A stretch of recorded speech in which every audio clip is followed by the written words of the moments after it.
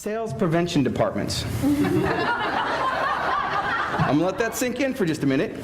Some of you are doing things in such a way that prevent people from actually doing business with you. So I'm just curious, by show of hands, if I was to call your bank after hours, how many people use voicemail in here? A bunch of people, okay. How many people, by show of hands, are directing them to your website? Look around the room. 2 people. There's your first idea. And of course, your conditioning. Let's do a quick test. First instinct, out loud. What color are yield signs? Yellow. Oh, man. How many people drive? Raise your hands. Okay, Megan, take a good look around. Do not get on the roads when these people drive. When I asked the question, I could have sworn I heard yellow.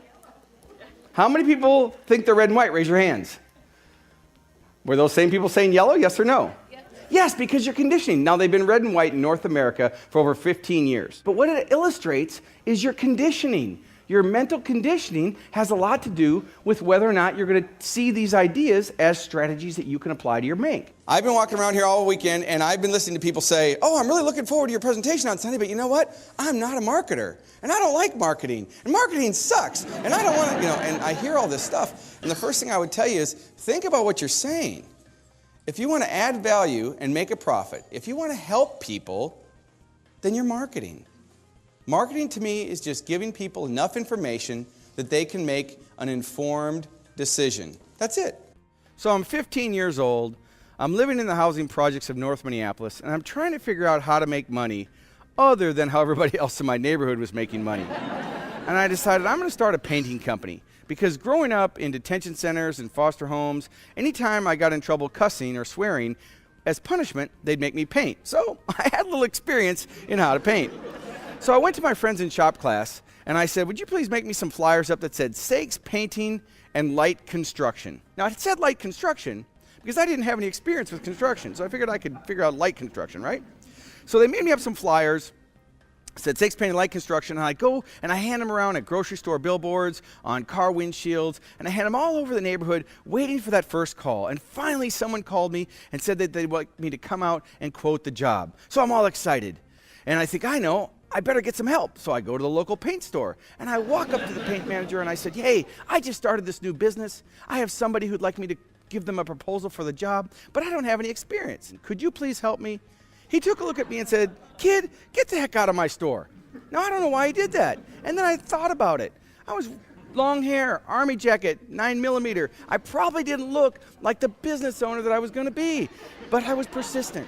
And he said, okay, I'll help you. So the first thing he does is he goes over to the shelf and he grabs a quart of paint.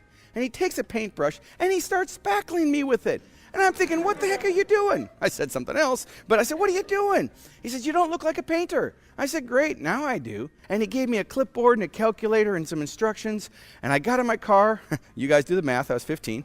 Drove over to the house. And right as I walk up the stairs to knock on the door, my self-talk kicked in. Ford, you can't do this. You're not smart enough. You're not old enough. You don't have enough experience. All those little voices in my head telling me I shouldn't do it. But I thought, what have I got to lose? So I knocked on that door.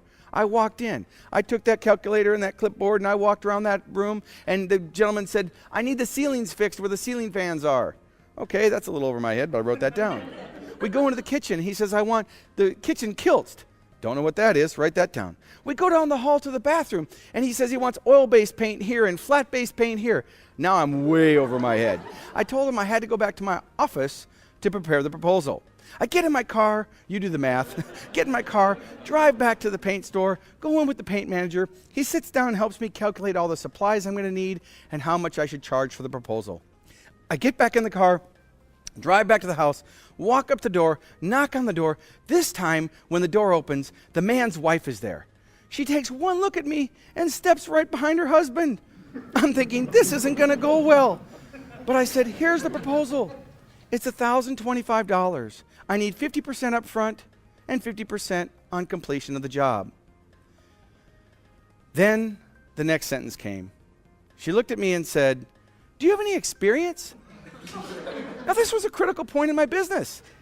I had to decide, do I tell them I repainted the whole north wing of the Hennepin County Detention Center? Or do I tell them what I told them?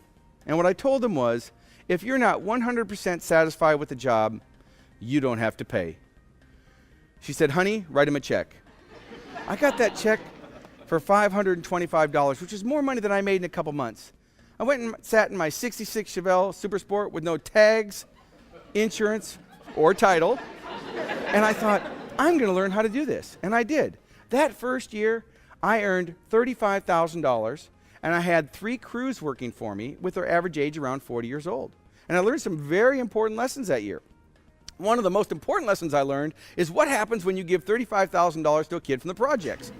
They spend 36, which was a whole other thing about management and cash flow and inventory. All that came later in my other businesses that I've had. And since that time, I've had 17 different businesses. I've invented products, sold millions of dollars worth of products in multiple channels of distribution, from direct sales, internet, and through the internet, through mass merchants and Walmart and big box stores, through specialty chain stores, through franchisees, through a wide variety of channels of distribution, which is what we're going to talk today about, which is how you can grow your business. Because at the end of the day, there's only a couple ways you can grow your business, right?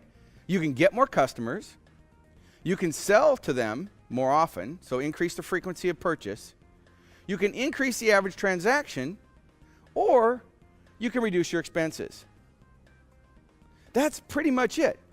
Okay, we can go home now. No, so what we're going to cover today, we're going to cover a lot of different things on how to grow your business, how to increase traffic to your websites, how to monetize social media. We're going to look at the gamut of things that you can do as a business to help you find, attract, and keep your customers.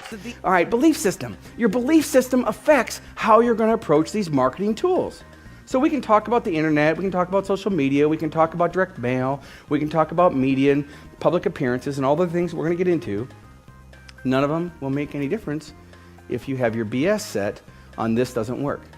How people search online. They might already know your products and services, and therefore if they search those specific words, they're probably already going to find you now. But the real question is, how do you drive traffic from people who may not know about your products and services or know about your specific business as a solution? And that starts with creating content, keyword-rich content, with content modifiers and keyword modifiers to help it make more specific. If I ask you to be creative and you say you're not creative, or if I ask you a question you say I don't know, what's that doing to your brain? It's closing it, right? Your brain's closing down and you're copying out because you're used to doing that. You've been conditioned to say I don't know, and you're okay to get off the hook.